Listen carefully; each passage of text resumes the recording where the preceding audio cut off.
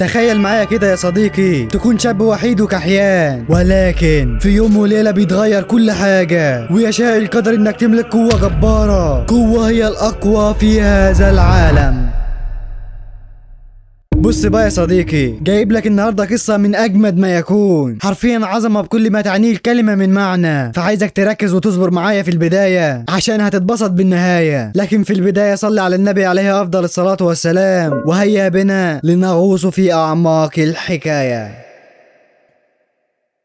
بتبدأ حكايتنا بالطفل ده واللي اسمه شيكي، اللي كان بيراقب النجوم مع 2 من الروبوتات. وقتها بيتكلم الروبوت ده واللي بيدعى ملك الشياطين، وبيقول ان لازم يخرج للعالم الخارجي ويعيش الحياة اللي بيحلم بيها، بس شيكي بيرفض وبيعرف انه حابب الحياة هنا معاهم، والروبوت بيفرح جدا من كلامه. تمر بعدها السنين والاعوام، وفي احد الايام بتوصل البت دي والقط بتاعها لمملكة جرامبل، وبسبب كده بيفرح سكان المملكة دي، وده لان محدش زارهم في اخر 100 سنة. وايوه يا صديقي، المملكة كلها عبارة عن روبوتات. وقتها الروبوت ده بيسألها عن حلمها، وبيتضح انها بكيوبر صغيرة وبتحلم توصل ل1,000,000 مشترك، بس ما علينا يعني. المهم الروبوت وقتها بيطلع بوستر كده مفاده ان اللي هيهزم وحوش هيكسب جوائز قيمة، وساعتها البت بتفرح لان ده هيكون فكرة مقطع جبار. وبالفعل بيتجهوا للغابة، وهناك بيلاقوا روبوت عملاق على شكل قطة، والعيال كانوا هيموتوا من الرعب، بس فجأة الروبوت بيقع على الارض وبيظهر من فوق بطلنا شيكي. ساعتها شيكي بيتفاجئ ومش بيصدق ان في بشري زيه في المملكة،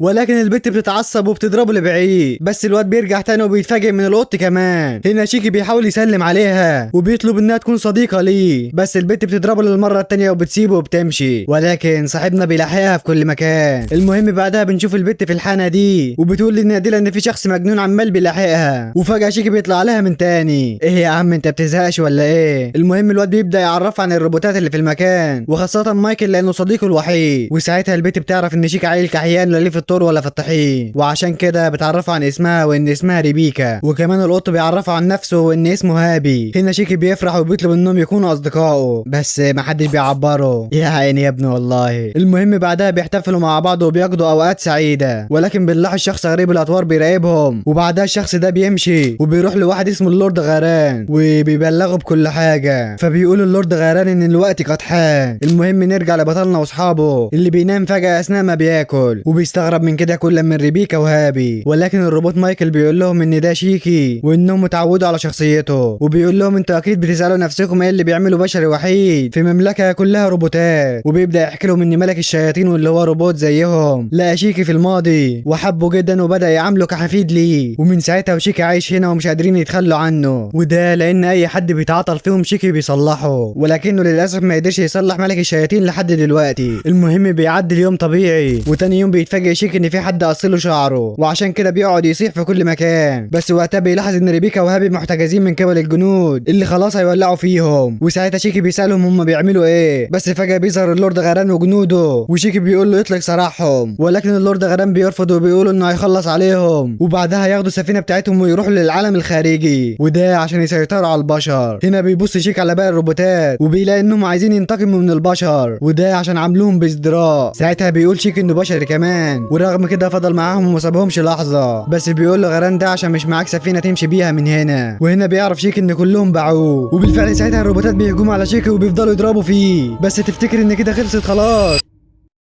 لا والله، ساعتها بتتفاعل كود شيكي المخفيه وبينطر كل الروبوتات من فوقه، وبيقول لغران تعالى لي والله لهينك يا غالي. وبالفعل غران بيهجم عليه، بس هو بوكس واحد من شيكي بيحدفه لبعيد. هنا هابي بيستغل الفرصه وبيفك ريبيكا، وكمان غران بيفتح النار على شيكي اللي بيفضل يهرب منه. وقتها ريبيكا بتتفاجئ من قوه شيكي، فبيقول لها هابي ان دي القيس الغير، والقيس الغير دي يا صديقي هي قوه من العالم القديم بتسمح للشخص انه يتحكم في جسمه زي ما هو عايز. المهم شيكي بيتفادى الصواريخ بتاعت غران وبيديله واحده جابت اجله، وبيلحق ريبيكا قبل ما تقع وبيسالها عن مكان المركبه، فبتقول له ناحيه الشمال وبيتجهوا لهناك، والروبوتات بيلحقوهم. العيال بيوصلوا فعلا لمكان المركبه، وشيكي ما بيرضاش يسيب المملكه ويروح معاهم، بس ريبيكا بتاخده بالعافيه وبيهربوا من المكان.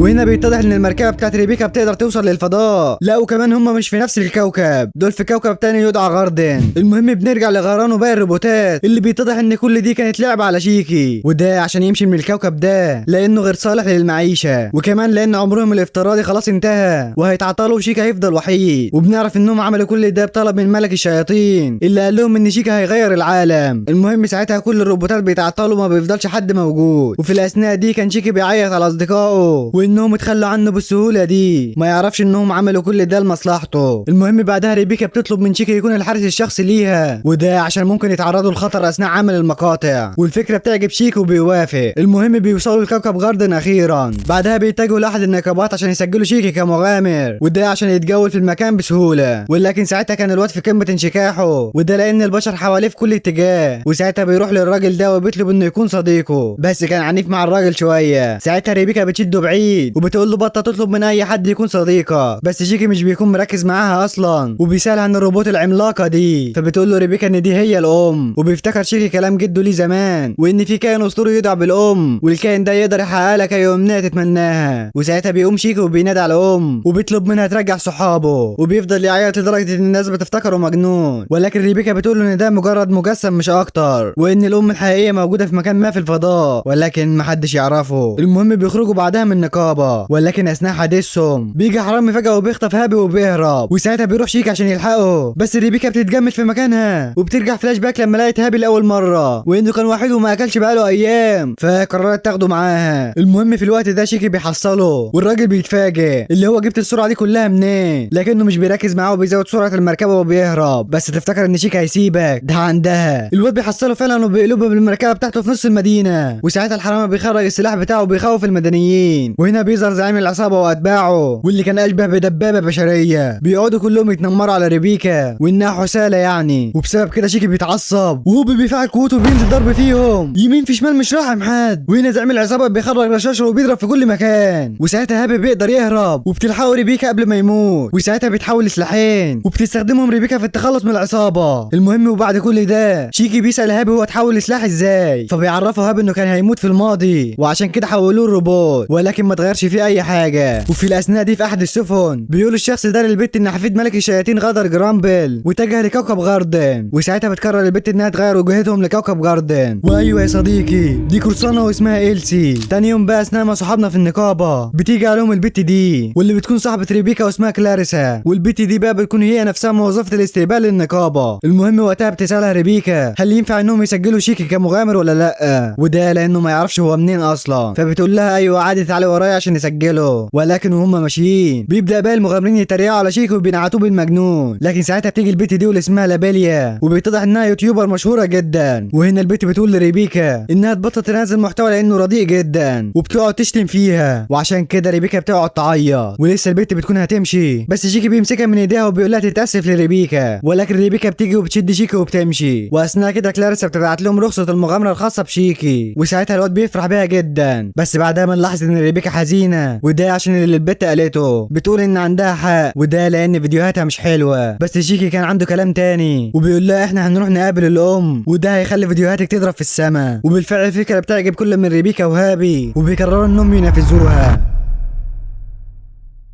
ولكن في عقبة قدامهم وهي المركبة بتاعت ريبيكا، وده لأنها مش هتستحمل السفر لمسافات طويلة، وعشان كده بيقرروا يقابلوا العالم وايز، والعالم ده هو اللي أنقذ هابي في الماضي. المهم في الوقت ده بتوصل ألسي وأتباعها للنقابة وبتروح لكلاريسا وبتقول لها أنا بدور على الشخص ده، وبتوريها صورة شيكي، بس كلاريسا مش بترضى تفضحهم وبتقول إنها ما تعرفهمش، ولكن المغامر ده بيقول لهم أنا أعرفه وكمان سمحت إنهم متجهين لكوكب نورما. وبالفعل في الوقت ده كان صحابنا متجهين لهناك، وشيكي بيطلب من ريبيكا تسوق المركبة، بس في الأول ما كانتش موافقه، ولكن لما هابي بيقول لها هتكون فكره فيديو جباره فبتوافق على طول، بس المعتوه هيفضل طول عمره معتوه. حرفيا شيكي بيسوق المركبه بتهور وبيكون على وشك الموت، بس بيلحقوا نفسهم في اللحظات الاخيره.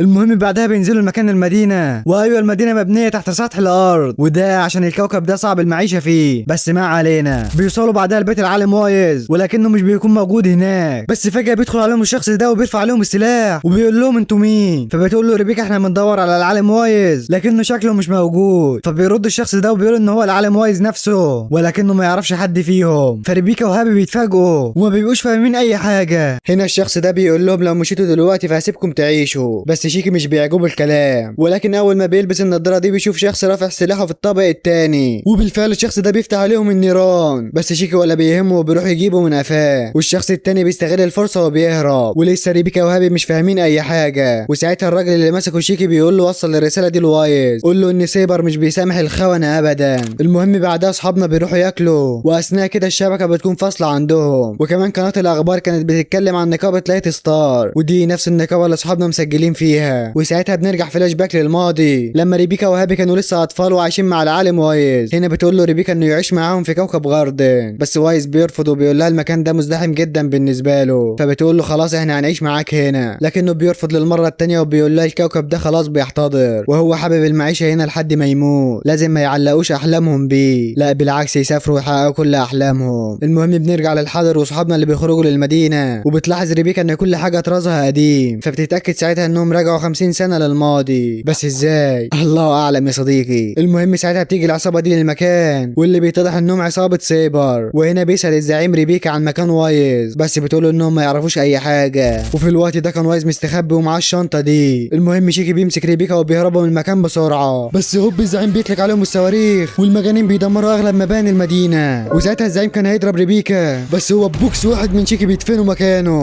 بعدها العيال بيروحوا للحانه دي، وبتقول ريبيكا ان ده مكان وايز المفضل، فبنسبه كبيره ممكن يجي. وبالفعل وايز بيدخل الحانه وريبيكا بتتفاجئ من وجوده، بس بعدها بيبداوا يحكوا له كل حاجه، ومش بيبقى وايز مصدق انه يعرفهم. لا وكمان هو اللي انقذ هابي وحوله الروبوت. هنا هابي وريبيكا بيطلبوا منه يرجعهم للمستقبل، بس وايز بيقول لهم انا مش فاهم انتوا بتتكلموا عن ايه. فبيسالوا شيك عن الشنطه اللي معاه، وبيقولوا انت سرقتها من سيبر وعشان كده بيدور عليك صح. بس وايز بيقول له انت مالك يا عم انت، على العموم محدش يتدخل في حياتي تاني، وهيكون افضل لو بعدتوا عن طريقي. ولسه كان هياخد الشنطه ويمشي، ولكنه مش بيلاقيها، وده لان شيك اخدها. بيقول له يا ترى الشنطه دي جواها ايه. وبالفعل الشنطه بتتفتح وبيخرج منها الروبوت الصغيره دي، وبتقول لهم انا اسمي بوني. وساعتها الكل بيتفاجئ من اللي بيحصل، بس بعدها بتعرفهم بوني انها خادمه لسيبر ولازم تنفذ كل اوامره. وساعتها بتهرب من المكان وبيروح وراها وايز، وده عشان يبيعها ويكسب فلوس. المهم بتيجي النادله دي لاصحابنا وبتقول لهم انا سمعت انكم بتتكلموا عن عصابه سيبر. فبتسالها ريبيكا عن وايز وانه زبون دايم للحانه، وفعلا بتقول لها النادله ان وايز كان احد افراد عصابه سيبر، ولكنه سابهم من فتره قصيره. المهم بعدها بيخرج صحابنا للمدينه، واثناء كده بتتفاجئ ريبيكا ان الشنطه مع شيكي، وكمان بيلاقوا فيها مكعب الكيوبي ده، واللي لما بيشغلوه بيشوفوا سيبر وهو بيعزف في بوني وبيكسر لها رجلها، وبيطلب منها تحذف كل ذكرياتها مع ملكها السابق وتخلي سيبر هو ملكها الجديد. بس لما بترفض سيبر بيفضل يعذبها لحد ما بتوافق. وساعتها بيبان على شيكي ملامح الغضب، وبيتوعد لسيبر بالانتقام.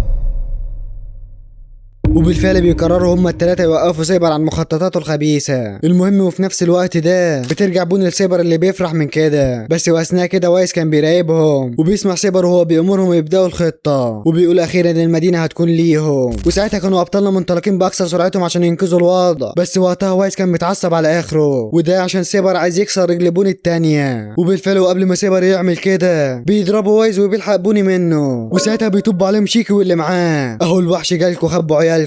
الواد فعلا ما بيستناش وبيفشخ افراد العصابه واحد ورا التاني، وابن الخبيث وايز بيستغل الفرصه وبياخد بوني وهابي وبيهرب من المكان. واثناء ما شيكي وريبيكا مشوشين سيبر بينزل عليهم بمضخه عملاق عشان يخلص عليهم، بس شيكي بيزق ريبيكا في اللحظه الاخيره والمضخه بتنزل عليه وبتنهيه. وساعتها سيبر بيستغل الفرصه وبيهرب من المكان، اما ريبيكا فبتحاول تنادي على شيكي، بس ساعتها بيجي الاتنين دول وبيكونوا عايزين يخطفوها. نروح بقى الوايز اللي كان واخد ديله في اسنانه وبيجري على اخره، ولكنه بيتفاجئ بسيبر اللي جاي وراه. وفي الوقت ده بيفوق شيكي وهو مش عارف منين بيودي على فين، بس ساعتها بيشوف الروبوت ده واللي كان شبه مايكل بنسبه كبيره، وعشان كده بيفضل يعيط. بس الروبوت بيتكلم وبيعرفه ان اسمه جوني. وساعتها بيلاحظ شيكي ان كل الروبوتات اللي في المكان من نفس طراز مايكل، فبيسال الروبوت هو مفيش حد يصلحكم ولا ايه. وفعلا بيقول له الروبوت ان ده مكعب نفايات، بمعنى ان كل حاجه موجوده هنا تم التخلص منها مسبقا. هنا بيقرر شيكي انه يصلحه، ولكنه بيفشل. بيحاول مره ورا تانية ولكن بدون اي جدوى. فبيقول له الروبوت خلاص مش مهم، احنا كنا هنا بمثابه ادوات لسيبر، بس لما بطل يحتاجنا رمانا في المكعب ده وتخلى عنا بكل سهوله. بس انا سعيد، عارف ليه؟ لان قبل ما اموت قابلت حد زيك يا شيكي، وساعتها وللاسف الروبوت بيموت. نرجع بقى لوايز اللي كان لسه بيحاول يهرب من سيبر، ولكن سيبر بيضربهم بصاروخ بيفجر المركبه اللي فيها. نرجع لريبيكا والمجانين دول اللي بيهجموا عليها، بس ساعتها بيخرج لهم شيكي اخيرا. كنت فين يا عم شيكي؟ الواد بيدمر العيال بضربه واحده وبيروح بسرعه عشان يلحق بوني وهابي. اما عند وايز بقى كان واقف قدام سيبر اللي بيجهز عشان يخلص عليه، بس مش بالسهوله دي يا معلم. وده لان شيكي بيوصل للمكان وبيخرج سيبر من الروبوت بتاعه بضربه واحده، بس سيبر بيتعصب وبيديله واحده بتمزقه حرفيا. ولكن ساعتها بيفتكر شيكي كل الوساخه اللي عملها سيبر قبل كده، وبيقول له ان الروبوتات لهم حق يعيشوا زي البشر بالظبط. وبوم بيدي سيبر ضربه اسطوريه. اخيرا يا جدع، ده انت تعبتنا. بس تفتكر ان الاوضاع رجعت لمجراها الطبيعي؟ لا والله، التاير بتاع سيبر بيخلي الروبوت يمسك في شيكي وبيفعل التدمير الذاتي. يا نهار ابيض. لكن بوني ساعتها بتعطل الروبوت باستخدام قوتها وبتنقذ شيكي من الموت. وبعدها وايز بيتجه ناحيه سيبر وبيكسر له دراعه.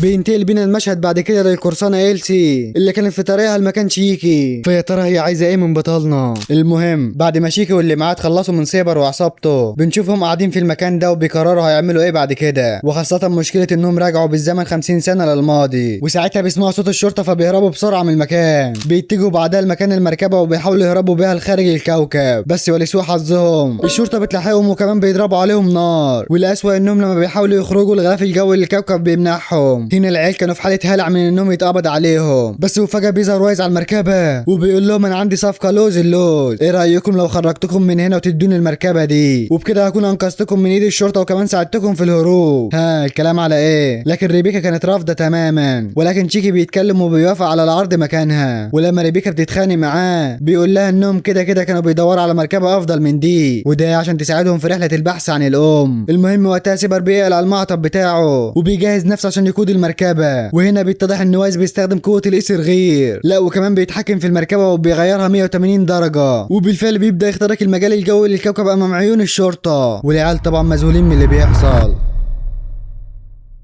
وبنعرف كمان انه عالج رجل بوني اللي دمرها سيبر قبل كده. المهم بيخرجوا فعلا برا كوكب نورما، وساعتها بيتكلم وايز المستقبلي بيقول لهم انتوا كنتوا في كوكب نورما مش كده؟ وفعلا العيال بيفهموا انهم راحوا للكوكب ده بحثا عنه، ولكنهم رجعوا 50 سنه للماضي. بس وايز بيقول لهم انتوا ما رجعتوش 50 سنه للماضي، لا انتوا كنتوا في نفس الحاضر لكن في زمن مختلف. وعشان ابسطها لكم اكتر، جه وحش غريب قبل كده والتهم 50 سنه من زمن كوكب نورما، وده معناه ان الوحش ده بياكل الزمن، ولكن ده مش بيأثر على باقي الكواكب. بس انا شكلي كده عرفت بحاجه قبل ما تحصل، وعشان كده قدرت اهرب، فبالتالي مش هيحصل تضاد، وشخصيه وايز في الماضي مش هتسبب مشاكل في المستقبل. هنا بوني بتسأل وايز المستقبلي هل هو سيدها ولا لا، فبيقول لها وايز هو صلحها مش اكتر، وانه يفتكر قبل كده انها تابعه للروبوت اللي اسمه ملك الشياطين، وده نفس الروبوت جد شيكي يا صديقي. المهم ساعتها الارسال بيتقطع وبيلاحظ صحابنا ان جنبهم سفينه عملاقه جدا. ايوه دي نفسها سفينه القرصانه إلسي. العيال وقتها بيحاولوا يهربوا بشتى الطرق، ولكن إلسي بتسحبهم لداخل السفينه. بتظهر لهم فجاه من الشاشه دي بتقول لهم انا القرصانه إلسي لو مش عارفيني. هنا بيقول لها شيكي انت عايزه ايه؟ فبتقول له انها عايزه تنهب وتاكل وتنام وترجع تنهب تاني، وبتكمل وبتقول انهم اصبحوا ملكها ودلوقتي هتتجه لكوكب غريس عشان تبيعهم هناك. وساعتها بيسأل وايز عن الكوكب ده، فبيقول له هاب انه كوكب خارج عن القانون وكل اللي فيه عباره عن مجانين بيتاجروا في البشر وبيشتغلوا في اي حاجه خارج القانون. وفعلا بيقول اتباع إلسي نفس الكلام، وكمان ان في عجوز مجنون هناك بيحب يتاجر في البشر فهيبيعهم عنده. وساعتها وايز بيجيب ورا وبيقول لإلسي انه ما يعرفهمش اصلا، هو جه معاهم بالصدفه مش اكتر. لكن ساعتها شيكي بيقلب الطاوله على إلسي بيقول لها احنا هنسرق سفينتكم ومنعينا لو هتقدري. وفعلا الحوار بيعجب إلسي وبتعرفه بمكانها، بتقول له تعالى وخد السفينه لو تعرف، والمجنون بيروح على هناك. وكمان وايز بيقرر يروح هو كمان، وده عشان يخطف إلسي نفسها.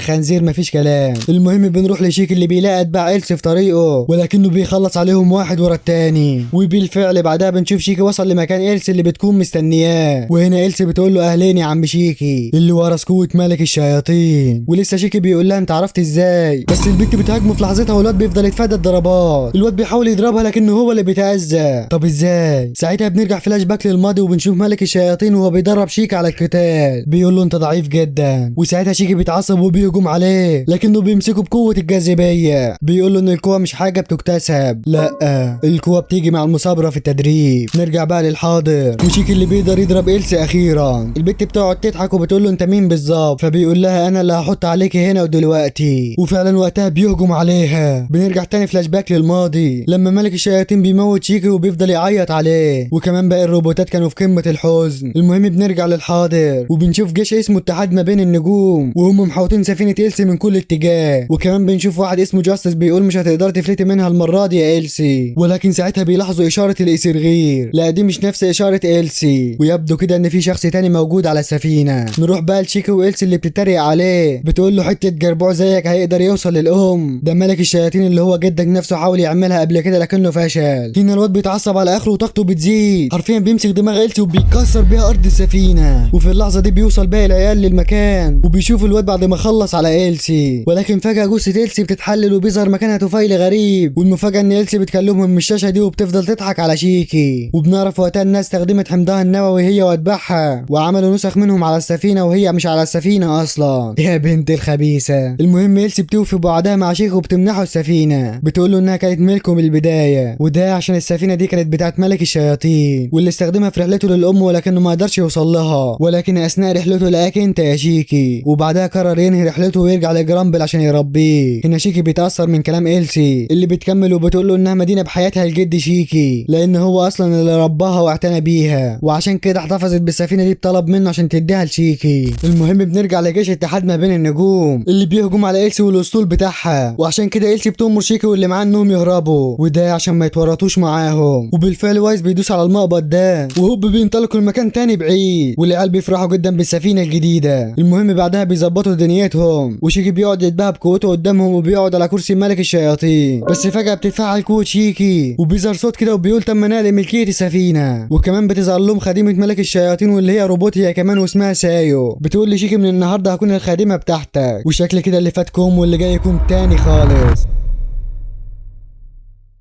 المهم سايو بتعرفهم ان ملك الشياطين صنع 4 روبوتات، والاربع روبوتات دول هم قلب السفينه نفسها، ومن غيرهم السفينه مش هتقدر تخترق الدراغون فول. والدراغون فول ده يا صديقي اسم المجال اللي بين الكون اللي هم فيه والفضاء الخارجي، وده لان الام موجوده في الفضاء الخارجي. بتعرفهم كمان انها واحده من الاربع روبوتات دول، ولكنها ما تعرفش فين مكان الثلاثه التانيين. المهم بعدها بتروح سايو تعمل مساج لريبيكا وهابي، وهناك بتسالها ريبيكا عن ال3 روبوتات التانيين، فبتعرفها انها فعلا ما تعرفش مكانهم، وده لانهم سابوا السفينة من بعد ما سابهم ملك الشياطين، ولكنها الوحيدة اللي ما تخلتش عن السفينة. وفي نفس الوقت ده بقى بنشوف وايز وشيكي اللي كانوا عايزين يفتحوا الباب ده، ولكن الباب مش بيرضى يتفتح، فبتقول لهم سايو انهم لو عملوا المستحيل مش هيتفتح برضه، والطريقة الوحيدة لفتحه هي باجتماع ال4 روبوتات مع بعض، وساعتها هيقدروا يفتحوه. فبيسألها شيكي عن اللي جوه المكان ده، ولكن سايو بترفض تجاوبه، بتقول له ممنوع عليهم يتكلموا عن الموضوع ده. المهم بعدها العيال بيتجهوا لجاردن، وبيتفاجئ وايز من كمية التطور اللي حصلت بعد 50 سنة بس. وساعتها ابن المجنونه بيقرر يهرب منهم وبيقول لهم اطير انا بقى. العيال طبعا ما بيركزوش معاه وبيتجهوا للنقابه عشان يجيبوا معلومات، بس هناك بتقابلهم لابيليا وبتتنمر على ريبيكا زي عادتها، ولكن بعد ما بتمشي بتيجي كلاريسا وبيكون باين عليها القلق الشديد. بتقول لريبيكا ان رئيس النقابه طلبها لعنده فورا، بس العيال بيروحوا ياكلوا الاول وبعدها يقابلوا رئيس النقابه. المهم ساعتها هابي بيقول ان ممكن سبب طلب رئيس النقابه ليهم عشان سفرهم لكوكب نورما، ولكن بتقول له ريبيكا انها ما كانتش تعرف ان السفر لنورما اصبح محظور.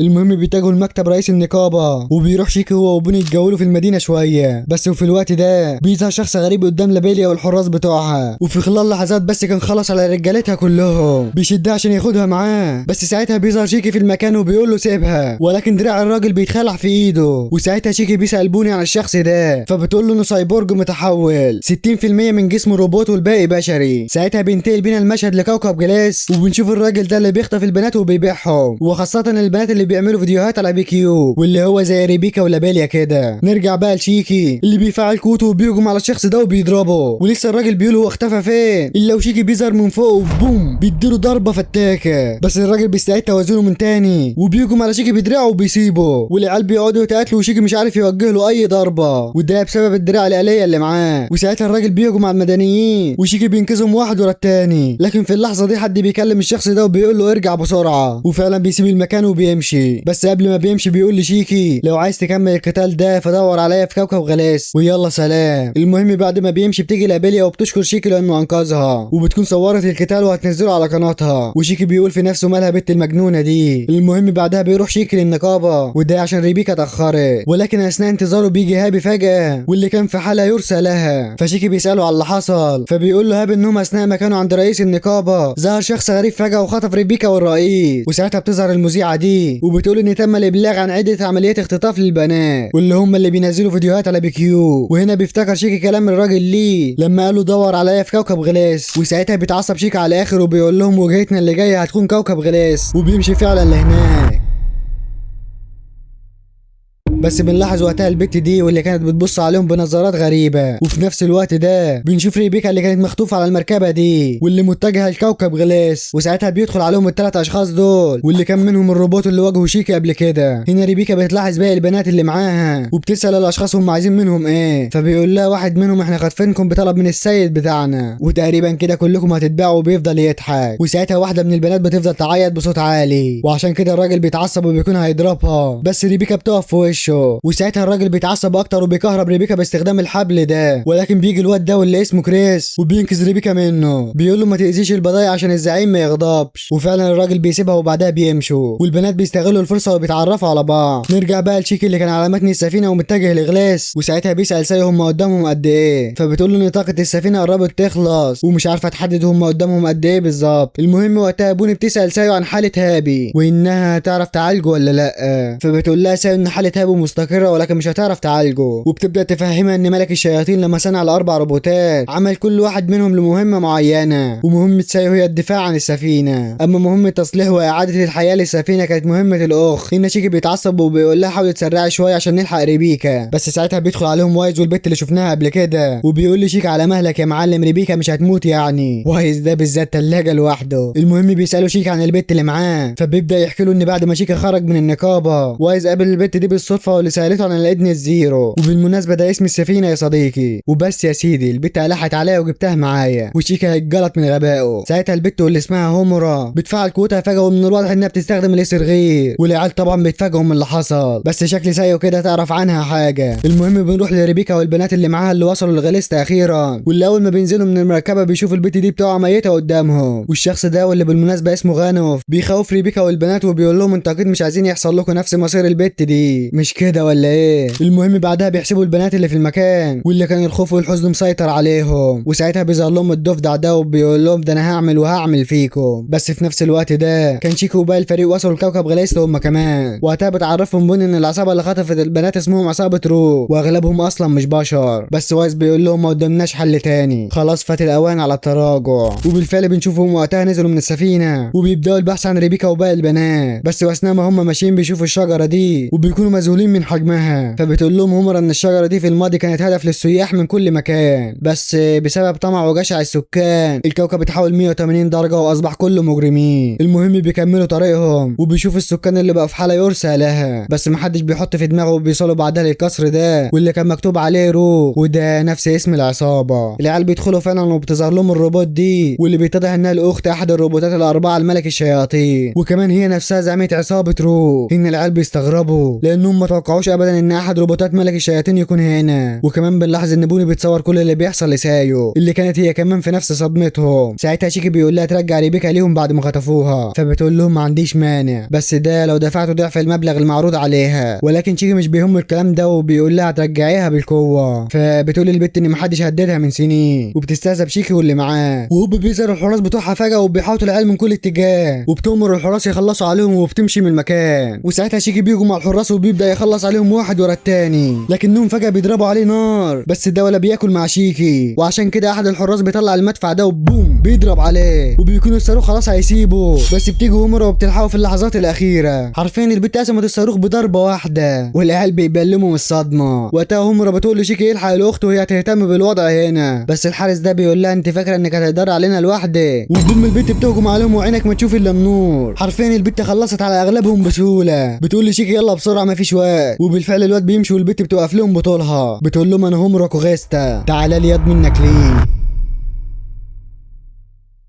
المهم في الوقت ده بتكون الاخت بتهرب بالمركبه وبيبلغها احد الحراس ان العميل اللي هيشتري البنات في انتظارهم، ولكن الفريق ما قدروش يجيبوا الا 29 بت بس، والعميل طالب 30 ولا مش هياخدهم. فبتقول له المفروض انها ما كلفتش غنوف بالمهمه دي، بس ملحوقه انا اللي هتكفل بالوضع. في نفس اللحظه دي بقى كان شيكي متعلق في ظهر المركبه ومعاه بوني، وكمان بتكون هومورا خلصت على كل الحراس اللي قدامها. حرفيا البت دي قوتها مش طبيعيه. وايز وقتها كان واقف بعيد وهيعملها على نفسه من الخوف. المهم ساعتها كان غنوف متعصب من اتباع العميل، وده لانهم مش راضيين يدفعوا ثمن ال 29 بنت، بيقولوا لازم يكونوا 30 بالظبط. بس وقتها بتوصل الاخت على المكان، وكمان شيكي اللي كان متخبي فوق المركبه. ساعتها الاخت بتؤمر الشخص ده واللي اسمه موسكو يرجع للمقر، وده عشان يشرف على الوضع في غيابها. وبالفعل موسكو بيمشي، والاخت بتقول لهم دلوني على اليغا. وهنا كريس بيحس بقوه شيكي فبيعرف انه وصل. نروح بقى للبنات اللي بيعملوا هرم بشر عشان يهربوا، واللي بينجحوا في كده بيخرجوا ريبيكا عشان تلاقي طريقه تنقذهم بيها، ولكن للاسف الضفدع ابن اللذينه ده بيلاقيها. بس بوم، المعلم شيكي بيظهر فجاه وبيديله رجل بتكسر وشه. حرفيا الواد ما بيشوفش قدامه وبيفضل يضرب فيه لحد ما بوني بتوصل وبتوقف شيكي قبل ما يقتله. هنا بقى البنات بيخرجوا وبيقولوا لريبيكا ان الباب اتفتح فجاه لوحده، بس واثناء ما بيتكلموا شيكي فجاه بيرمي ريبيكا، وهنا بيظهر كريس وشيكي بيبعدوا. ساعتها الواد بيقول لهم يهربوا بسرعه وبيجهز نفسه لمواجهه كريس. نرجع بقى لهومورا والحارس ده اللي كان هيقتلها من ظهرها، بس وايز بينقذها وبيخلص عليه. ولكن فجاه وايز بيرفع السلاح على هومورا، بيقول لها انت مين وهدفك ايه من كل ده؟ فبتقول له ان الاسلحه مش بتاثر فيها اصلا، ولكن هدفها تبرز ملك الشياطين مش اكتر، وكان قصدها على بطلنا يا صديقي. المهم بيوصل ساعتها موسكو للمكان، بس وايز ما بيستناش وبيخلص عليه. نروح بقى لسايو وهاب اللي كان فيها اخيرا، واثناء ما سايو كانت بتعرفه اللي حصل وهو فاقد الوعي، بنلاقي فجاه السفينه بتدي انذارات من كل حته، وبيتضح ان الوحش اكل الزمن متجه لكوكب غليس. اوبا، سايو بتكون في منتهى الصدمه، وده لان كل اصحابنا على الكوكب ده. ولو مش فاكر يا صديقي فالوحش اكل الزمن هو اللي دمر كوكب نورما وسجن كل الناس اللي فيه، وده بعد ما اكل 50 سنه منه. المهم هابي بيسال سايو عن اللي هيحصل لريبيكا والباقي لو اكل الزمن التهم الكوكب،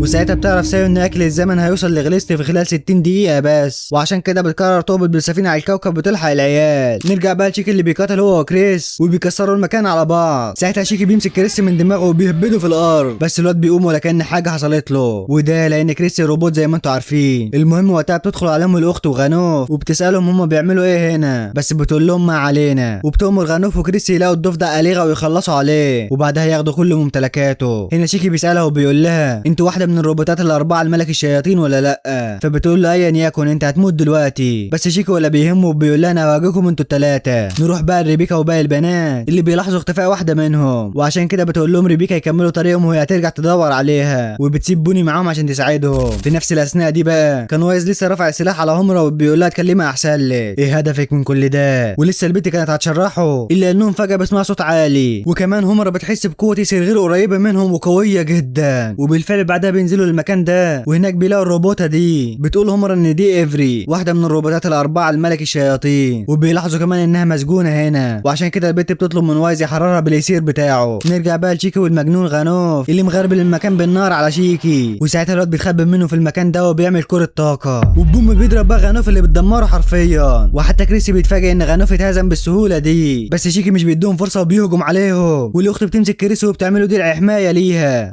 يا بنت الغدارة. كريسي بيقول لها انت عملت كده ليه؟ فبتقول له وارد كده مش انت الحارس بتاعي. هنا شيكي بيقول لها انت جبت الوساخه دي كلها منين؟ بس البت بتقول له يا عم انت مزعل نفسك ليه ولا يهمك. وساعتها بتعالج كريس وغنوف من تاني، بتقول له زي ما انا صنعتهم اقدر اقتلهم في اي وقت انا عايزاه، بس شيكي بيجيب اخره وشكله ناوي يخلص عليها. نرجع بقى لريبيكا اللي بتلاقي الطاقيه بتاعت البت المفقوده، بس واثناء ما كانت بتدور بتدخل الاوضه دي وبتلاقي ان الضفدع محول اكتر من 40 بنت لتمثال، وعشان كده ريبيكا بتتعصب وبتقول انها هتخلص عليه، بس وفجاه بيدخل الضفدع ومعاه البت المفقوده وبيقول لها انا جيت لك اهو عشان تخلصها عليا. وقتها ريبيكا بتتفاجئ وبتقول له سيب البنت من ايدك، بس الضفدع الغى بيرفض وبيرفع عليها السلاح، بيقول لها سلمي نفسك وانا هسيب البنت مكانك. وبالفعل ريبيكا بتوافق وبتسلم نفسها، بس ساعتها بيدخل الخادم ده وبيقول له الغى ان اكل الزمن جاي عليهم ولازم يهربوا من الكوكب بسرعه، ولسه الغى هيقول له هات البنت دي معانا، ولكنهم ساعتها مش بيلاقوها، وهوب البنت بتظهر من ظهرهم وهم طلقتين بتخلص عليهم. في نفس الوقت ده كان شيكي خلص على الثلاثه اللي قدامه، ولكن الاخت بتقوم من تاني. بس فجاه بتظهر افري وبتقول له الاخت انت بتستخدمي قوتي من غير اذني ليه؟ وشيكي واقف ومش فاهم اي حاجه. وفي نفس الوقت ده كان الناس اللي بره مرعوبين وكل اللي بيعرف يهرب بيهرب. اما وايز وهومرا بيروحوا لشيكي وبيعرفوه على اللي بيحصل. وبنعرف ساعتها ان افري كانت مخطوفه من حد مجهول والحد ده نقل قوتها للروبوتة دي، بمعنى ان الاخت مش من صنع ملك الشياطين وانما افري هي اللي احد الروبوتات الاربعه. المهم افري بتخلص على الاخت المزيفه وبتستخدم قوتها وبترجع التماثيل بتاعت البنات للحياه من تاني. وبعدها بيحاولوا يهربوا من الكوكب بس لسوء حظهم كان اكل الزمن وصل خلاص.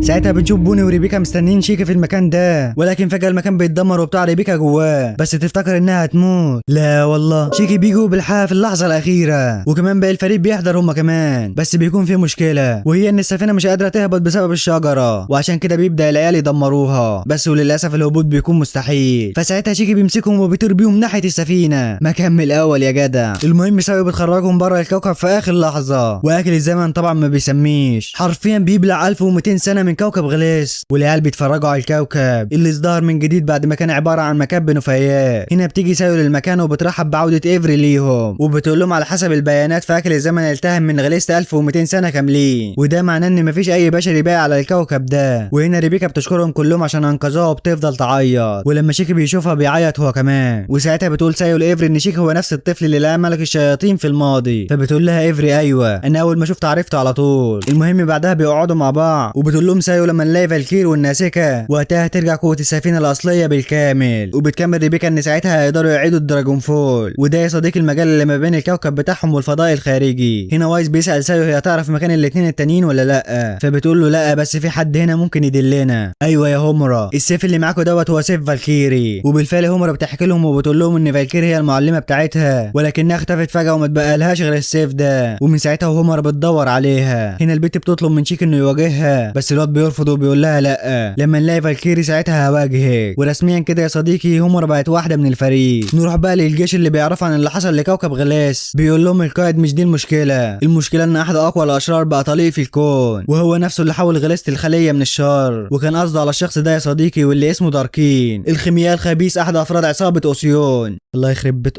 دي اسماء يا اخي. المهم بنرجع لاصحابنا اللي كانوا بيتكلموا مع بعض بس فجاه بتظهر لهم كلاريس على الشاشه دي وبتبلغ ريبيكا ان رئيس النقابه قدر يهرب من العصابه ولكن حاول ما تجيش لكوكب غاردن الفتره دي وده لان اللي حصل لف الكوكب بالكامل. البنات قالوا ان ريبيكا هي اللي انقذتهم ودلوقتي بقيت مشهوره زي ما كنت بتحلمي. هنا هابي بيروح يتاكد وبيلاقي ان مشاهدات القناه ضربت في السماء وساعتها بيقول لريبيكا ان كلام كلاريس صح والبنت شويه وهتعيط. المهم بيعدوا وقتها من جنب مجموعه تماثيل وبتقول لهم افري ان دول 12 تمثال للابطال اللي حمل الكون بتاعهم في الماضي. بس فجاه العيال بيلاحظوا واحده فوق احد التماثيل ولما بيقربوا الكاميرا عليها بتقول لهم افري ان دي الناسكه احد الروبوتات الاربعه. المهم بالفعل بيدخلوها السفينه ولكن بيلاقوا انها ولا بتتكلم ولا بتتحرك شبه ميته حرفيا وعشان كده بوني بتتاكد من كل انظمتها لا يكون في تلف ولا حاجه بس مش بيلاقوا اي حاجه وده معناه انها سليمه تماما. بس بتقول لهم افري ان في حاجه خلتها توقف انظمتها وبتاكد هومر على كلامها يعني مبسطوا الموضوع كده قلبها نفسه متوقف. هنا شيكي بيقول لهم انا عندي فكره وهي انهم يدخلوا جواها ويصلحوا قلبها المتوقف بس طبعا العيال بيعارضوه وده لانهم هيعملوا كده ازاي اصلا. بس شيكي كان مصر على كده. ساعتها سايو بتنحني لشيكي وبتقول له فكره عظيمه وده لان بنسبه كبيره وعيها في ديجيتاليس وديجيتاليس ده يا صديقي هو كوكب متقدم وفي نفس الوقت بعد رقمي وده معناه انه وعيها داخل البعد الرقمي دوت. ساعتها شيكي بيقول لهم يلا بينا مستنيين ايه بس سايو بتوقفه وبتقول له ما ينفعش تدخل ديجيتاليس بجسمك المادي ده لا بالعكس لازم تدخله بهيئات رقميه. هنا بتسالها هومر انت ايه اللي عرفك ان الناسكه موجوده هناك؟ فبتقول لها سايو ان الناسكه كانت بتحب المكان ده جدا. المهم العيال بيقرروا يروحوا لهناك وسايو بتلبسهم البدل دي وبعدها بتدخلهم جوه الانابيب وده لان السفر لديجيتاليس بعد افتراضي مش حقيقي. المهم سايو بتبعتهم لهناك فعلا وبيلاحظ هابو وريبيكا ان الكوكب ده يشبه كوكب غرامبل بس وقتها بتظهر هومرا واللي كانت اختارت شخصيه ولد وكمان وايز اللي اختار شخصيه بين وبعدها بينو اللي اتحولت لبشريه واخيرا المجنون بتاعنا اللي بقى واحد معضل وعملاق. المهم بعدها بيشوفوا البلده دي من بعيد فبيتجهوا لهناك وبيقعدوا يسالوا الناس عن الناسكه ولكن محدش بيديهم اجابه مفيده. بيجي الليل وساعتها بيروحوا للنزل دوت عشان يباتوا هناك وتاني يوم بقى يكملوا بحثهم بس وفي الاثناء دي بيجي الشخص دوت وبيخلص على موظف الاستقبال.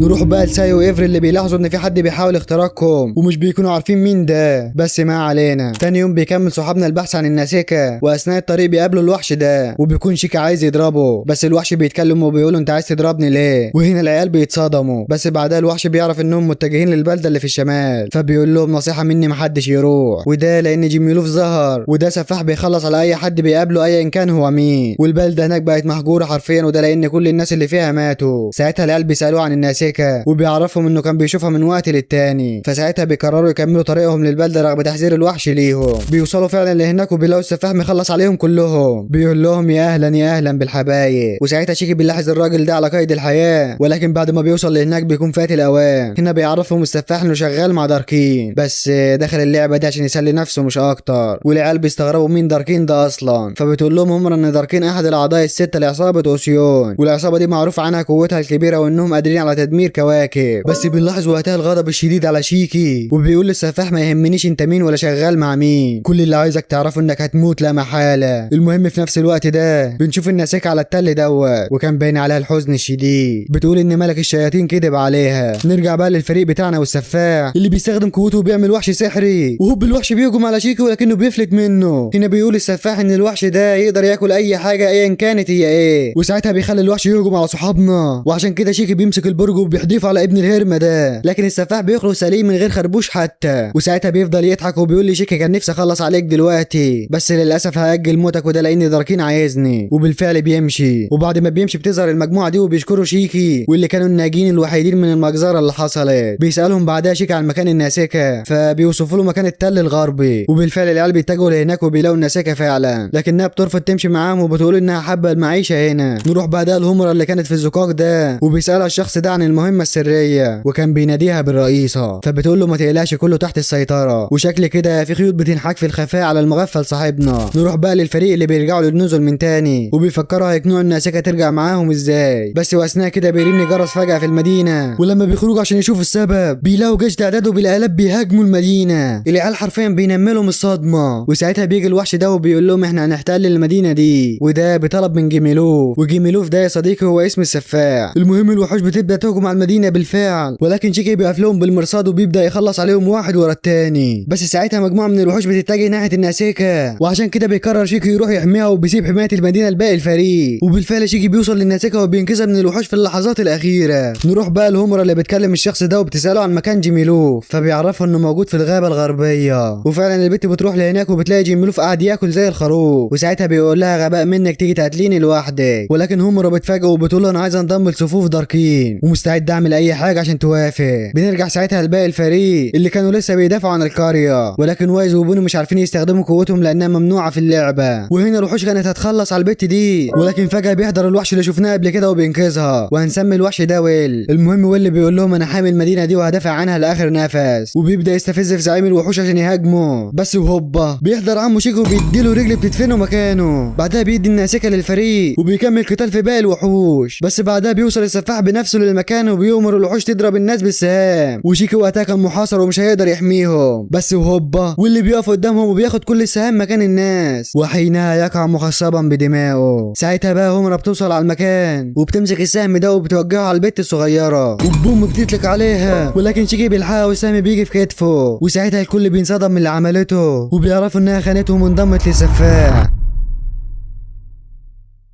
وقتها بتقول هم شيك ان البت اللي بيحميها دي عباره عن قاعده بيانات، فيريح نفسه وما يحميش الناس دي، ولكن الواد بيقول لها ولاو بالنسبه لها هي عندها قلب وتستحق الحياه زي اي حد، بس البت بتقول له ابعد عن طريقي والا هقتلك، ولكن شيكي بيرفض يتحرك من مكانه، وساعتها السفاح بيأمر الوحوش يضربوه بالسهام، وخلاص كده شكلها النهايه، بس تفتكر ان شيكي هيموت. لا والله همرة بتتحرك في اللحظات الاخيره وبتحمي شيكي من السهام دي، وبنعرف وقتها ان الشخص ده مش همرة الحقيقيه، وانها لما وصلت للعالم ده لقيت نفسها في سجن وقعدت يومين كاملين عشان تهرب، وساعتها شيكي بيسأل الشخص ده هو مين بالظبط، ولكن الواد ما بيردش عليه، وكمان السفاح بيخلص على مجموعه الوحوش اللي جنبه وبوم بيهجم عليهم وبيكسر المدينه على دماغهم. شيكي بيحاول يهرب من الهجوم، بس وقتها الواد اللي منتحل شخصيه همرة بيهرب والبت بتلحقه، وساعتها شيكي بيغفل السفاح وبيضربه، ولكن ابن الذين مش بيحصل له حاجه، وعشان كده بيستنتجوا ان السفاح بيعدل في شفرات اللعبه وبيغش فيها، وكمان الناسيكا بتقول لهم نفس الكلام وبتنصحهم يغش عشان يكسبوا. نروح بقى لهمرة اللي اللي لسه بتلاحق الواد، ولكن بيتضح ان البت دي شغاله مع وكاله الاستخبارات الجايه، وبتقول له همرة انها انتحلت شخصيتها بهدف التقرب من السفاح وده عشان تقبض عليه. فبتسالها همرة هي عايزه السفاح ليه اصلا، وبترد البت انه بالنسبه لها هيكون خيط للراس الكبيره، وكان قصدها على داركين بالكلام. المهم البت بترفع السلاح على همرة وبتقول لها ما دام عرفت هويتي مش هقدر اسيبك على قيد الحياه، وبوم البت بتضرب نار عليها، ولكن همرة بتصد الطلقات بالسيف بتاعها، والبت بتستغل انشغالها وبتهرب من المكان. نرجع بقى لشيك اللي لسه بيعاني في قتال ابن الهرمه ده، وكمان وايز اللي بيستخدم اليسير بتاعه عشان يغش بيها. المهم شيكي بيضرب السفاح بكل قوته ولكن مش بيحصل له حاجه، والعيال بيكتشفوا ان السفاح منح نفسه حياه لا نهائيه. فساعتها بتقرر ان سيكا تساعدهم، ولكن بحساب وايز عشان اللعبه ما تحذرهاش هي، وده عشان في الاساس وايز مش مهتم باللعبه. المهم ان سيكا بتحاول شيكي كايجو عملاق، وكمان بتلغي الحصانه من السفاح، وحرفيا كل اللي في المكان مصدومين من هيئه شيكي. بس وقتها السفاح بيرجع شيكي لهيئته الطبيعيه، وبيستخدم فيروس خطير جدا بيمحي بيه المدينه بالناس اللي فيها من الوجود، وشيكي بيهجم عليه عشان يمنعه. ساعتها العيال بيسالوا الناسكه انها توقف الفيروس، بس بتعرفهم انها مش هتقدر. وفي نفس الوقت ده كان شيكي عمال يضرب في السفاح ومش راحم امه، الواد بيفش يغله فيه وبيخلص عليه. اخيرا يا جدع ما تموت بقى. وساعتها بقى المدينه بترجع لطبيعتها هي والناس اللي فيها. بعدها وايز بيروح للناسكه عشان يقنعها تروح معاهم، ولكن اللعبه بتحذره قبل ما يتكلم، والعيال بيفضلوا يضحكوا عليه. وبيروح شيكي يكلم الناسكه وبيطلب منها ترجع معاهم، وبالفعل بعدها البت بتفوق في العالم الحقيقي، ولكن بتعرفهم انها مش هتنضم ليهم وبتسيبهم وتمشي. المهم بعد كده بنشوف العيال قاعدين بيتكلموا، ولكن فجاه الانذارات بتضرب في كل مكان، وبيتضح انه بسبب الشخص ده واللي اخترق السفينه. وبيعرفهم عن نفسه ساعتها وان اسمه سبايدر السفاح اللي انتوا هزمتوه في اللعبه. وبنعرف وقتها انه احتل السفينه بالكامل وبقى المتحكم الرئيسي فيها، وشكل كده شيكي ناوي يخلص عليه بجد المره دي.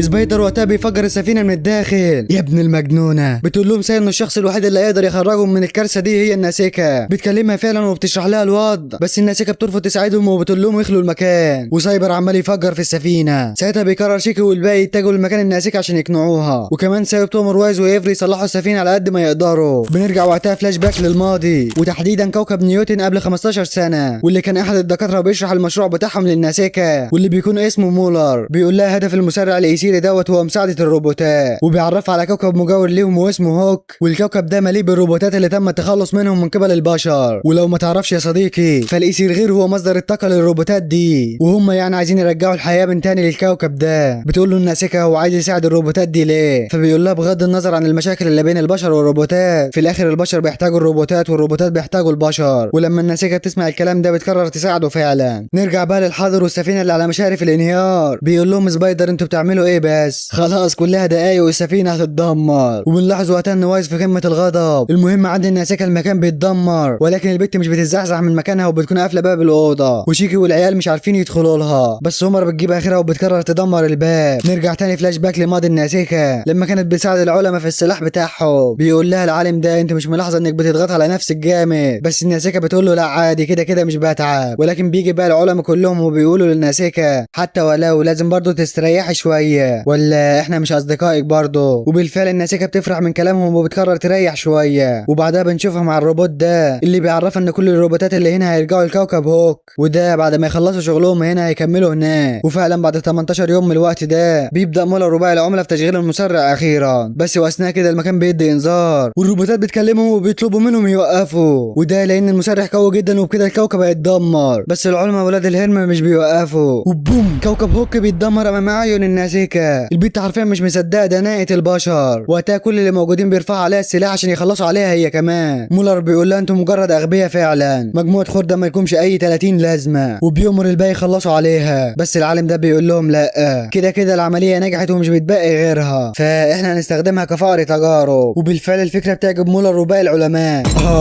البت حرفيا محاطه بشويه اوغاد مش اكتر. وفعلا يا صديقي بنشوفهم بعدها معلقينها في المكان ده وبيجروا تجارب عليها. وكمان مولر بيتضايق وبيفضل يضرب فيها، عمال بيضرب والبت مستسلمه تماما. وبعدها بيرموها في المكان ده. ولكن في احد الايام الجيش بيوصل للمكان وبيقبضوا على مولر وكل اللي كانوا معاه، وبيحرروا المحتجزين واللي كان بينهم الناسكه اللي بيسيبوها تمشي ومش بترضى ترد على اي حد فيهم. نرجع بقى للحاضر والناسكه اللي كانت لسه قاعده مكانها، وبتقول انها بعد ما اتحررت من تحت ايد مولر راحت لديجيتالس لانه المكان الوحيد الخالي من البشر. ساعتها البتاعه دي كانت هتقع عليها، ولكن بيتدخل شيكو وبينقذها، وشكله كده فقد الوعي. المهم همرة والعيال وبيطلبوا منها تنقذهم، وده لانها الوحيده اللي تقدر تعمل كده. بس ناسيكا بترفض وبتقول لهم مستحيل اساعد البشر. بيقوم شيكو وقتها وبيقول لها مش كل البشر وحشين، لان في كل مكان هتلاقي الصالح والطالع، واحنا هنا كلنا بنحبك ومحدش بيكرهك. وبالفعل البت بتقعد تعيط وبتقرر تساعدهم اخيرا، وده بعد ما ايقنت ان مش كل البشر اوساخ زي مولر. المهم ان ناسيكا بتصلح السفينه وبتلغي التحكم من سبايدر، لا وكمان بتهدده انها هتخلص عليه. الواد بيعملها على نفسه من الخوف، والعيال بيكونوا في قمه الانشكاح، وده عشان يتخلصوا من خطر سبايدر. لا وكمان ان ناسيكا وافقت تنضم ليهم اخيرا.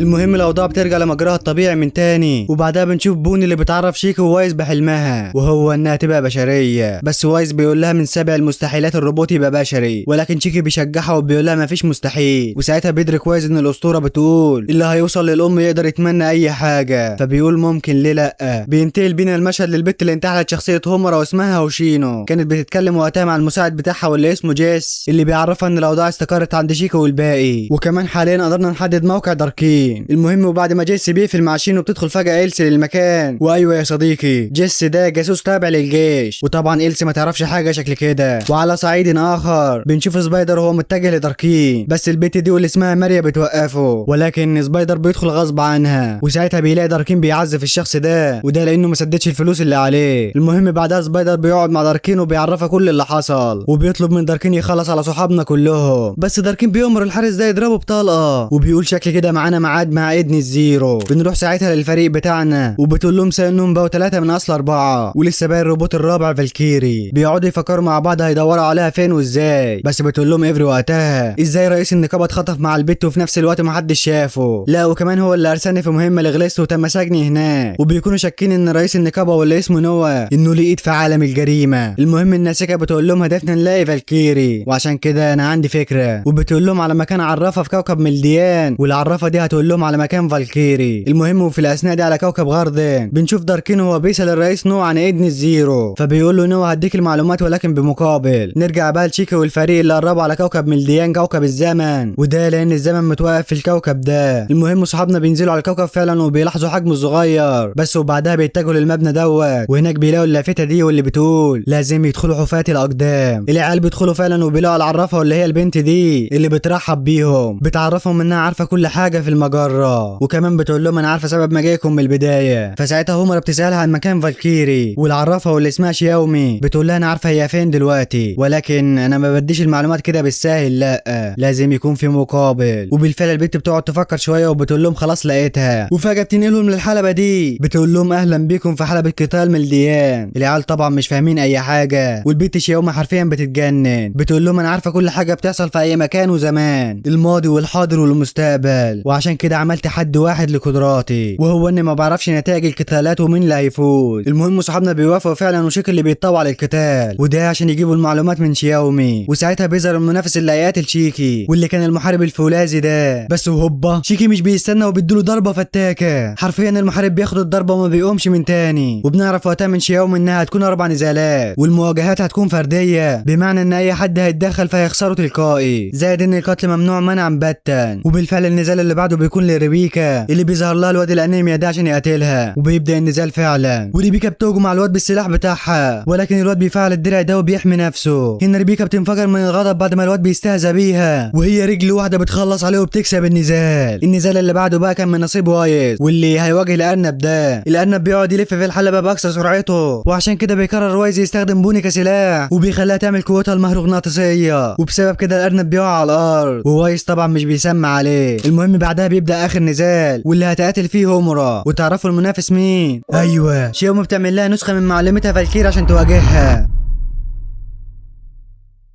بس هومرا بتتعصب من كده وبتقول ان معلمتها نسخه واحده بس، وساعتها بتخرج السيف بتاعها وبتهجم على النسخه واللي بتصد ضربتها بكل سهوله، بس هومرا بتقعد تهاجمها بكل وحشيه، ولكن فالكيري بتستفزها اكتر واكتر، بتقول لها انا ما طلبتش منك تدوري عليا ويوسفني اقول لك ان مجهودك ده على الفاضي، بس هومرا مش بتسمع لها وبتضربها، وبوم فالكيري بتلزقها في الجدار، ولكن البت مش بتستسلم برضه. وقتها بتقول في نفسها طب ازاي النسخه تبقى الاصل من معلمتي. وساعتها بنرجع فلاش باك للماضي ايام الحرب، وبنشوف مجموعه المجرمين دول عايزين ياخدوا هومرا ويبيعوها في غليس، لكن بتوصل فالكيري على المكان وبتخلص عليهم. بتقعد مع هومرا وبتسالها عن مكان اهلها، بس هومرا بتعرفها انها وحيده ومفيش حد متبقي من عيلتها. ومن وقتها فالكيري قررت تاخد هومرا معاها وتعتني بيها. بنرجع وقتها للحاضر، وهومرا اللي بتهجم ببساله وبتفضل تقول ان معلمتها مفيش حد زيها، وبوم بتديها ضربه بتجيب اجلها. وبكده هومرا كسبت النزال الرابع. وساعتها بتنزل شيوم وبتهنيهم وبتعرفهم ان الروبوت ده مش نسخه من الفالكيري، وده لان الروبوتات الاربعه الملك الشياطين محدش يقدر يقلدهم. المهم بيرجعوا للمكان ده من تاني، وشيوم بتعرفهم بمكان فالكيري وهو كوكب الاحجار الكريمه جوهره الشمس. وبالفعل صحابنا بيقرروا يتجهوا لهناك في اسرع وقت، ولكن شيوم بتوقفهم بتقول لهم انا عندي معلومه هتساعدكم. ايوه يا شيكي، الام موجوده فعلا، وكمان هي اللي منحتني القوه دي، وعشان كده اوعى تيأس، بل بالعكس كمل البحث عن الام وانا متاكده انك هتلاقيها. وبالفعل العيال بيشكروها وبيكملوا رحلتهم. بنشوفهم بعدها في السفينه وكانوا مستغربين هي فالكيري بتعمل ايه على الكوكب ده، وده لان كوكب الاحجار الكريمه منقسم لقسمين، قسم فيه الاثرياء والاغنياء من الناس وقسم تاني للفقراء والعمال اللي هناك. بس بيقولوا ما علينا، اهم حاجه نرجع فالكيري. المهم وساعتها بيلاحظوا الشخص ده بيطير في الفضاء وبيطلب منهم المساعده. وبالفعل العيال بيدخلوه السفينه وبيسالوه هو بيعمل ايه، فبيعرفهم العجوز واللي اسمه كونر انه كان على السفينه بتاعته ولكنها اتدمرت وبقى وحيد في الفضاء الشاسع، وفضل هناك لحد ما هم انقذوه. ساعتها ايفري بتقول له انت كنت هتموت يا معلم، بس كونر بيقول لها تناديه بالقبطان لانه متعود على كده. المهم بيقول لهم انا جعان، وعشان كده بيحضروا له الاكل، والمتخلف حرفيا بينزل على اكل سولو سكواد وبيجيب اجله. وبعد ما بيخلص المعركه بيقول لهم مين قبطان السفينه دي، وطبعا الكل بيقول شيكي. فكونر بيقول له انت لسه طفل يا ابني، وعشان كده انا مستعد اتنازل واكون القبطان بدالك، ولكن العيال طبعا بيرفضوا. وبعدها كونر بيروح يستريح شويه، واثناء كده ايفري بتقول لساي انهم يطردوه، ولكنها بترفض وبتعرفهم ان شيكي قال لهم يسيبوه على راحته. بس ما بيعديش وقت كتير وبنلاقي ان الكل متضايق من وجود كونر معاهم، وده لانه بيتجول في المكان وبيضايق كل حد فيهم شويه. ولكن واثناء ما هم بيتكلموا بيضرب فجأة الانذار على السفينه، فبتقول ساي انها تخلص على كونر لانه دخل غرفه التحكم. وبالفعل بيروحوا لهناك وبيلاقي كونر بيسوق السفينه، بيقول لهم ان شيكي قال له على واجهتهم، وكمان قال له ان الطريق هياخد 3 ايام. وساعتها الكل بينصدم انهم وصلوا لكوكب الاحجار الكريمه بالسرعه دي. فبيقول لهم كونر ان السفينه دي قدرتها عاليه جدا، وبيكون سايبهم وماشي. ولكن ساي بتقول له انت مين، بس كونر ما بيردش عليها وبيمشي. واثناء طريقه بيقول صدفه غريبه فعلا، وبنلاحظ ان مكتوب على دراعه كلمه ايدنز 1. المهم بعدها العيال بينزلوا على الكوكب وبيدخلوا المكان ده، وهمر بتقعد تنادي على فالكيري، ولكن ولا سوء حظهم بتهجم عصابه على المكان وبينيم الكل على الارض. بس شيكي مش بينصاع عليهم، لا وكمان بيهجم عليهم وبيخلص على الزعيم بتاعهم، وهمر بتروح معاه وبيخلصوا على الزعيم. بس وقتها بيظهر الشعاع الغريب ده وبيحاول العصابه كلها الرماد، والعيال بينصدموا من اللي حصل، وده لان العقاب مبالغ فيه جدا. وفي الاثناء دي بقى بنشوف داركين عند ملكه الكوكب ده، واللي بيطلب منها تسلمه ايدن الزيرو. وعلى صعيد اخر وتحديدا في قسم الفقراء بنشوف الشخص ده بيقول لفالكيري ان هومورا وصلت، وفالكيري بتقول في نفسها اخيرا جيت يا هومورا. نروح بقى للفريق بتاعنا اللي بيجي لهم الحارسين دول وبيقولوا بغض النظر عن السبب ولكن قتال العصابه يعتبر عنف، والعنف ممنوع على الكوكب ده. وساعتها بيظهر الشعاع من تاني على شيكي وهومورا، والاتنين بيختفوا من المكان.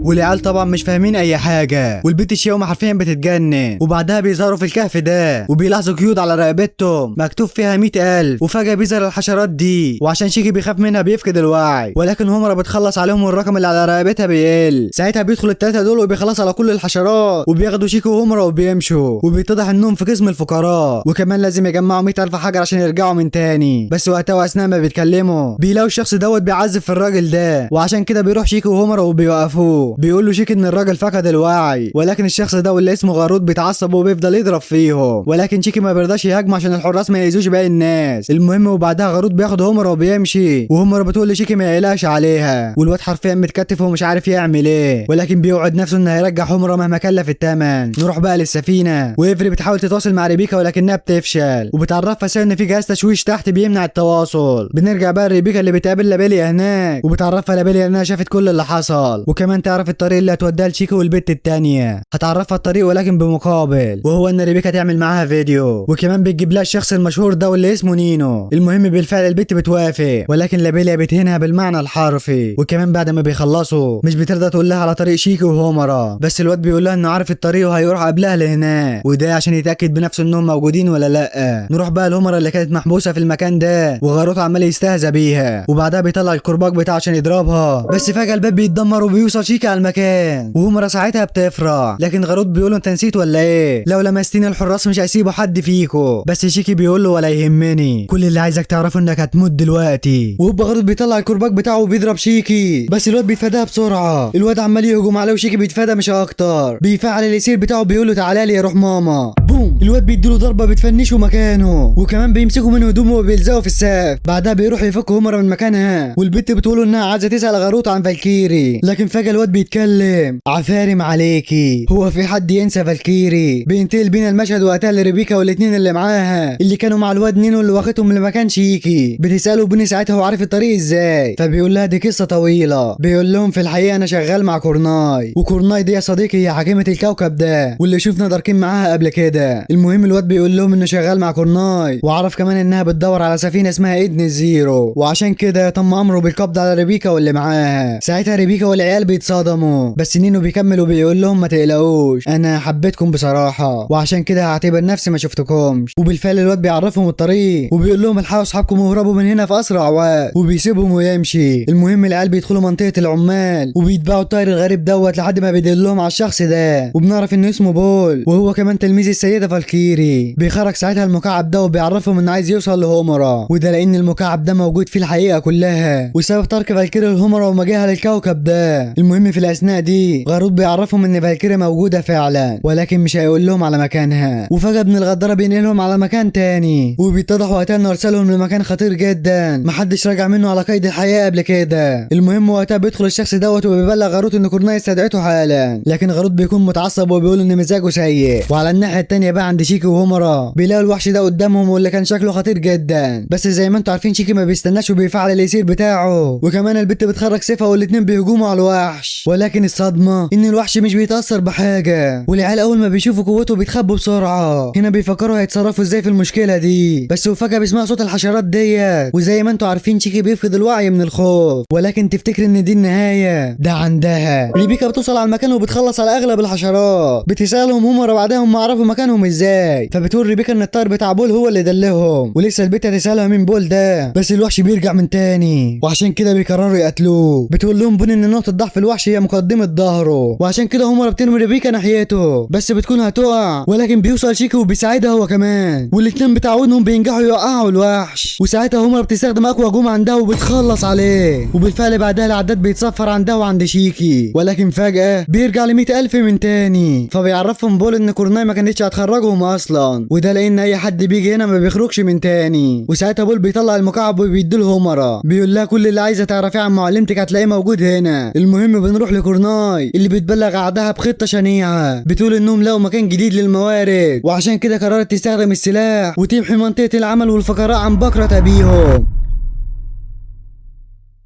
بنرجع وقتها فلاش باك للماضي، وتحديدا قبل 10 سنين في كوكب اويدا، واللي بنشوف فالكيري وهي قاعده مع هومرا وبتسالها عن الدميه دي، فبتقول لها هومرا ان امها اللي جابتها لها وهي محتفظه بها على امل امها ترجع. فبتقول لها فالكيري هي مش امك ماتت في الحرب؟ بتقول لها لا انا امي سافرت من الكوكب ده قبل الحرب بهدف جمع المال، ومن وقتها ما رجعتش تاني. المهم بتعدي 5 سنين من وقتها، وفي احد الايام بنشوف الثلاث شباب دول بيضايقوا هومرا وكمان بيشتموا في فالكيري قدامها، فساعتها هومرا بتتعصب وبتديهم على دماغهم، وعشان كده زعيم القريه بيستدعيهم، وده لان ابنه كان واحد من الثلاثه دول. المهم الزعيم بيقرر يخلي هومرا تعتذر وبعدها محدش هيقرب منها تاني، بس البت بترفض وبتقول انه اهان معلمتها. لكن فالكيري بتقول لها تتاسف، ولكن البت بتنشف دماغها وبتكون عايزه تضرب ابن الزعيم تاني، وعشان كده الزعيم بيخرج الكل بره. بيقعد مع فالكيري وبيعرفها انها مش ام هومرا ولا يمكن تكون امها اصلا عشان هي مجرد روبوت. وبالفعل بعدها بنشوف الحزن واضح على فالكيري، وساعتها بتقرر تسيب هومرا وتدور على امها الحقيقيه وترجعها، وعشان كده بتتجه لمكان العرافه اللي بتقول لها ان والده هومرا هي كورناي اوغيتسو. اوبا، هو ايه اللي بيحصل بالظبط؟ المهم بعدها فالكيري بتروح لكورناي في كوكب الاحجار الكريمه واللي كانت مجرد عامله في قسم الفقراء، والحاكم ساعتها كان شخص اسمه موردو. المهم كورناي بتعرفها انها مش هتعرف ترجع، وده عشان مطلوب منها 4 مليون حجر، وبنعرف كمان ان اصحاب البارات مدينينها بفلوس كتيره جدا، ففي الحالتين هي شبه ميته. ولكن فالكيري ساعتها بتقرر تاخد الطوق بتاعها وتشتغل وتسد كل الديون اللي عليها، معاها. وبعد اليوم ده ب3 سنين بنشوف بولو هو مع فالكيري وبيعرفها ان كورناي ما راحتش لهومرا، لا دي راحت للحاكم ولفت عليه وخلته يتجوزها. وبعدها تم اغتيال الحاكم، وطبعا عارفين مين اللي عمل كده، واللي اخذت مكانه هي كورناي. ساعتها فالكيري بتتصدم وبتقرر ترجعها بالقوه لمكان هومرا، بس وفجاه بيسمع صوت انفجار وبيتضح ان الوحوش بتخرج من المناجم باعداد كبيره جدا وبيخلصوا على البشر. ولكن فالكيري بتقرر تساعدهم وبتستخدم كل قوتها وبتبدا تخلص عليهم، ولكن مهما تقتل في الوحوش مش بيخلصوا ابدا، بس البت بتقعد تقاتل لحد النهايه. وساعتها للاسف بتموت وهي بتدافع عن الناس الغلابه. بنرجع وقتها للحاضر، وساعتها بول بياخد العيال مكان فالكيري وبيحكي لهم كل اللي حصل، وهومرا وقتها بتجهش بالبكاء والعيال كلهم كانوا في قمه الحزن. المهم بعدها بنشوف العمال في المكان ده مع ريبيكا وبيقول لها ازاي انهم مستنيين هومرا بقالهم كتير، وده عشان هينقلبوا على كورناي ويتحرروا من عبوديتها. بس ريبيكا بتعرفه ان هومرا لسه ما تعافتش من صدمتها ومش هتوافق تنضم ليهم. نروح بقى لهومرا اللي كانت لسه عند جسم فالكيري وبيقول لها شيك انها ما تزعلش على موتها، بل بالعكس لازم تكمل طريق معلمتها للنهايه. وبيعرفها انه كان حزين اكتر منها لما جده مات، ولكنه قدر يتعافى بصعوبه ويكمل حياته. المهم بنروح لكورناي اللي بتجهز السلاح عشان تمسح المنطقه بالكامل، ولكن نينو بيقول لها ان دي جريمه شنيعه لان هيموت الاف من البشر اللي عايشين هناك. بس كورناي بتقول له ايه يعني، دول في الاول والاخر شويه حساله مش اكتر. ولكن واثناء ما هم بيتكلموا بيطب شيك على المكان وهو في قمه الغضب، بيقول لكورناي قدامي خيارين اتنين مالهمش تالت، يا تيجي معايا لهومرا وهي اللي هتكرر مصيرك، يا اما تموت هنا انت وكل اتباعك. كورناي ساعتها بتضحك وبتقول له اخرك فاضي.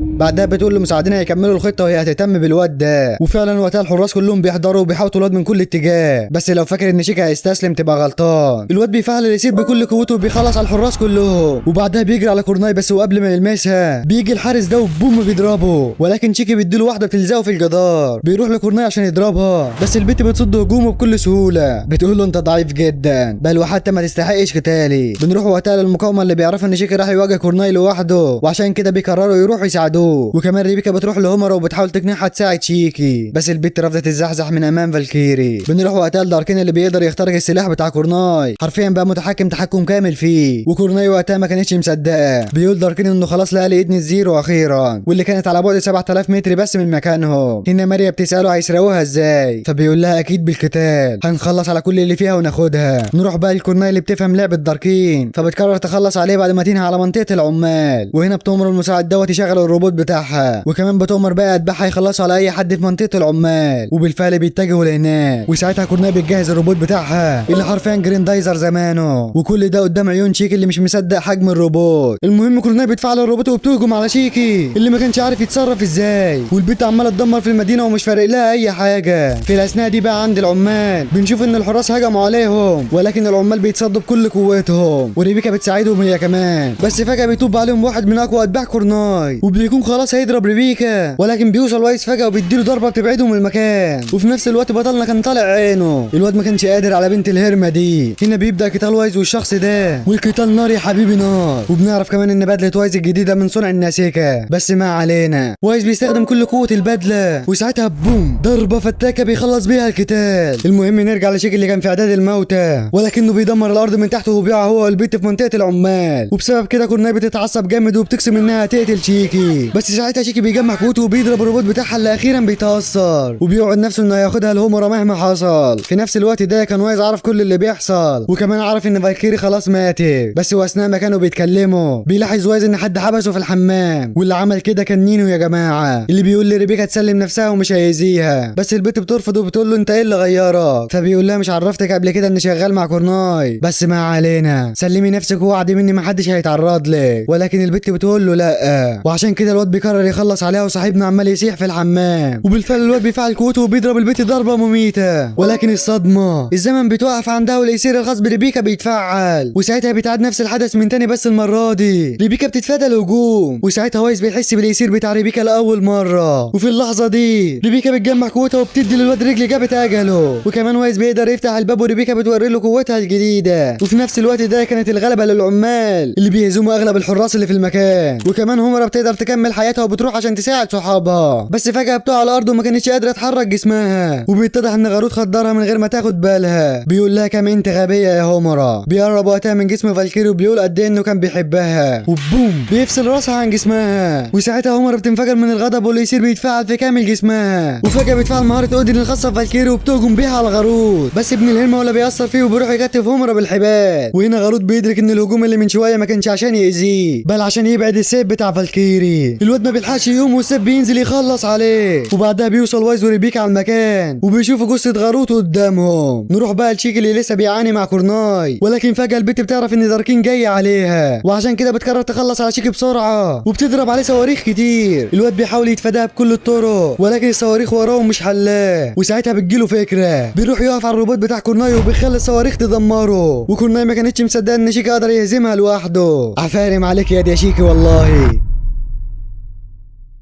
المهم بنروح للمقاومة اللي لسه بيقاتلوا الحراس، ولكن بيلاحظوا فجأة انهم متوقفة عن الحركة. وبيتضح ان الواد نينو دمر النظام بالكامل ووقف الحراس عن العمل، وده بسبب ان كلام ريبيكا اثر فيه جدا. المهم الكل بيفرح وقتها لانهم خلصوا من خطر كورناي اخيرا. وكمان هومرا بتتأسف لريبيكا والباقي، وده عشان ما وافقتش تساعدهم. ولكن وهم بيتكلموا بيدخل عليهم شيكي فجأة وهو ماسك في ايده كورناي، وبيقول له هومرا زي ما فالكيري وعدتك انها هترجعها لك، واهي قدامك اعملي فيها اللي انت عايزاه. والكل وقتها بيتفاجئ ان الملكه في الحاله المزريه دي وبيكونوا عايزين يخلصوا عليها. بس شيكي بيقول لهم اللي هيحدد مصيرها هي هومرا بنفسها. بس وعلى عكس المتوقع هومرا بتتخلى عنها وبتسيبها وبتمشي لانها ما كانتش مهتمه بيها ولا عايزاها من البدايه. بس دي كانت وصيه فالكيري قبل ما تموت. وبالفعل كورناي بتهرب من المكان وبتشتم هومرا، بتقول قد ايه طلعت غبيه وضعيفه. بس فجاه بتظهر العصابه دي وتقريبا كده بيخلصوا عليها. المهم الاوضاع بترجع لمجراها الطبيعي من تاني، وبتروح هومرا تودع فالكيري وبتشكرها على كل حاجه. وبعدها بيرجعوا على السفينة، وساعتها بيبلغوا الكل ان فالكيري خلاص ماتت. وطبعا الكل بيحزن عليها. بتتضايق ايفري وقتها عشان ما جابوش جسدها معاهم، بس هومرا بتعرفها ان فالكيري رمز الامان في الكوكب ده، وعشان كده قرروا يسيبوها هناك. وبكده انتهت رحلة شيكي في البحث عن الروبوتات الاربعة، وهتبدأ رحلة البحث عن الام. فهل يا ترى شيكي هيقدر يوصل للام فعلا، وايه اللي بيخطط له داركين بالظبط، وهل فعلا كورناي ماتت، ولا الموضوع اصعب من كده بكتير؟ استنونا في الموسم الثاني من حكاية شيكي. بس ما تنسوش الصلاة على النبي عليه أفضل الصلاة والسلام، ويلا سلام.